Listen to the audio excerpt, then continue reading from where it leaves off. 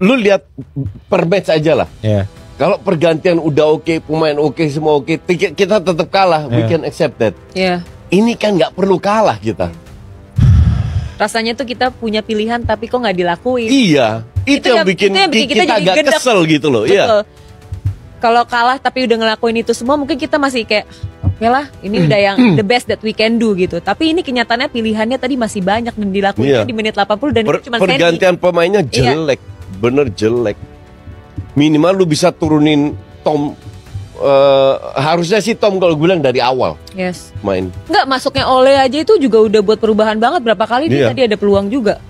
Nggak, kalau Tom nggak bisa 90 menit, dari awal dulu lah. 40 menit, 50 menit, 60 menit bisa diganti. Apa yang dia pikirkan? Apa sih DNA permainan kita? Bahwa Anda mengatakan bahwa Kluivert itu tidak punya DNA yang jelas. Menurut Anda kemarin, ini statement Anda. Betul, dan ada juga keterangannya Kluivert itu yang bilang dan ngomong bahwa kita ini kurang menjaga ruang. Kita kurang compact defense sehingga para pemain lawan bisa memberikan bisa masuk lewat sayap gitu.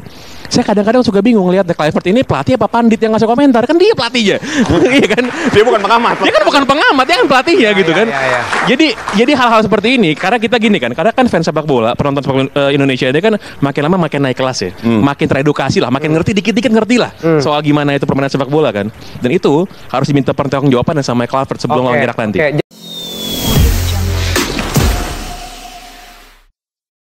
Jangan pernah ajari supporter timnas Indonesia untuk ikhlas menerima kekalahan. Kalimat itu bukan sekadar slogan, melainkan sebuah realitas yang terpatri dalam sanubari kami selama berpuluh-puluh tahun. Kekalahan adalah makanan pahit yang telah kami santap berulang kali. Menunduk dan menahan perih saat peluit panjang dibunyikan adalah ritual yang terlalu akrab. Jadi jangan ajari kami soal menerima. Sebaliknya, ajarilah dunia bagaimana rasanya untuk terus percaya pada tim ini, bahkan ketika semua logika dan prediksi meragukannya. Saat ini situasinya berbeda. Untuk pertama kalinya kita memiliki generasi emas dengan pemain-pemain hebat yang unggul secara kualitas individu, nilai pasar, bahkan rekor pertemuan. Melawan raksasa Asia seperti Arab Saudi pun kita seharusnya tidak gentar karena di atas kertas kita lebih superior di beberapa lini. Jika semua potensi ini dimanfaatkan secara maksimal, kekalahan sekalipun akan kami terima dengan lapang dada. Kami akan mengangkat topi untuk perjuangan para pemain dan pelatih. Namun apa yang terjadi malam itu adalah sebuah pengkhianatan terhadap harapan. Kita memiliki semua variabel untuk meraih kemenangan. Komposisi pemain yang lengkap, kedalaman skuad mumpuni, trio bek tengah yang sudah terbukti kekompakannya, dan formasi yang telah teruji. Akan tetapi, semua itu seolah sengaja disia-siakan. Potensi besar dibiarkan terkubur, tidak digunakan. Justru serangkaian keputusan aneh dan tak masuk akal muncul dari sang pelatih, Patrick Kluivert. Mulai dari pemilihan pemain, perubahan posisi yang janggal, hingga taktik yang hanya membuat jutaan pasang mata menggelengkan kepala dalam kebingungan. Inilah rangkaian kejanggalan fatal yang, jika tidak dilakukan, mungkin satu kaki Indonesia sudah menapak di panggung Piala Dunia. Kejanggalan pertama, menghancurkan tembok pertahanan yang telah terbukti fondasi kesuksesan timnas belakangan ini dibangun di atas trio bek tengah yang fenomenal. Jay Itzes, Rizky Ridho, dan Justin Hubner. Kinerja mereka tak terbantahkan ketika ketiganya bermain bersama hanya tim sekuat Jepang yang mampu menembus pertahanan kita. Mereka adalah Barzagli, Bonucci, dan Chiellini versi Indonesia. Ironisnya trio inilah yang menyelamatkan karier Kluivert setelah ia hampir dipecat akibat kekalahan memalukan 5-1 dari Australia. Sebuah hasil dari eksperimen taktiknya yang sembrono di momen krusial. Setelah bencana itu dan di bawah tekanan publik yang meneriakan nama Shin Tae-yong, Kluivert akhirnya kembali ke pakem 3 bek. Hasilnya instan, kemenangan clean sheet melawan Cina dan Bahrain. Logika sederhana seharusnya membuat formasi ini menjadi harga mati. Namun Kluivert tampaknya tak bisa belajar dari kesalahan. Dikuasai oleh ego dan filosofi total football. Dengan formasi 4-3-3 yang terbukti gagal total, ia kembali melakukan pertaruhan gila saat melawan Arab Saudi. Bahkan kali ini lebih parah, ia hanya memasang 2 bek tengah, menduetkan Jay Itzes dengan Kevin Dix yang posisi naturalnya adalah bek sayap kanan. Sementara itu, Ridho dan Hubner, 2 pilar pertahanan seolah haram untuk dimainkan. Kevin Dix memang tampil heroik dan mencetak gol, tetapi menempatkannya di jantung pertahanan adalah sebuah penyia-nyiaan talenta.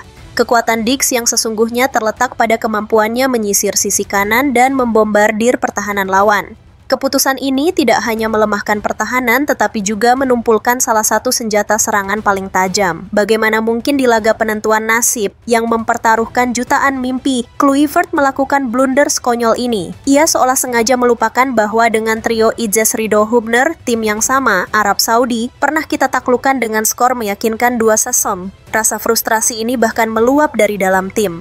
Justin Hubner sempat merepost unggahan dengan tulisan, "Kita semua setuju siapa yang seharusnya berada di lapangan." Meski cepat dihapus, gestur itu adalah sinyal kuat betapa kacaunya keputusan pelatih dari mata pemainnya sendiri. Kejanggalan kedua, menumbalkan pemain di posisi asing. Stok pemain di posisi bek kanan kita sangat melimpah dan berkualitas. Kevin Dix, Sandy Walsh, dan Eliano Reinders.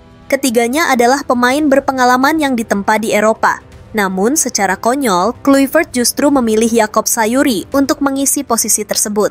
Ini bukan tentang diskriminasi pemain lokal atau keturunan, tetapi sebuah kekeliruan fundamental dalam strategi. Jakob Sayuri adalah seorang penyerang sayap murni. Di klubnya, ia dilatih untuk menusuk, menyerang, dan membongkar pertahanan lawan, bukan untuk bertahan. Menempatkan seorang winger sebagai bek kanan dalam formasi yang hanya ditopang 2 bek tengah adalah sebuah resep bencana.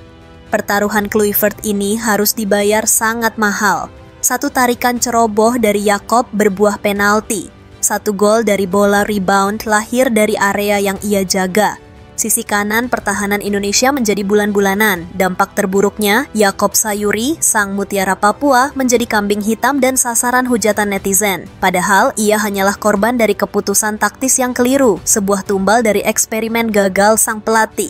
Kejanggalan ketiga, mengabaikan mesin lini tengah yang sedang panas di lini tengah, kita memiliki gelandang-gelandang kelas atas seperti Nathan Cho Aon yang sedang dalam performa puncak, Tom Hay sang profesor, hingga Ivar Jenner.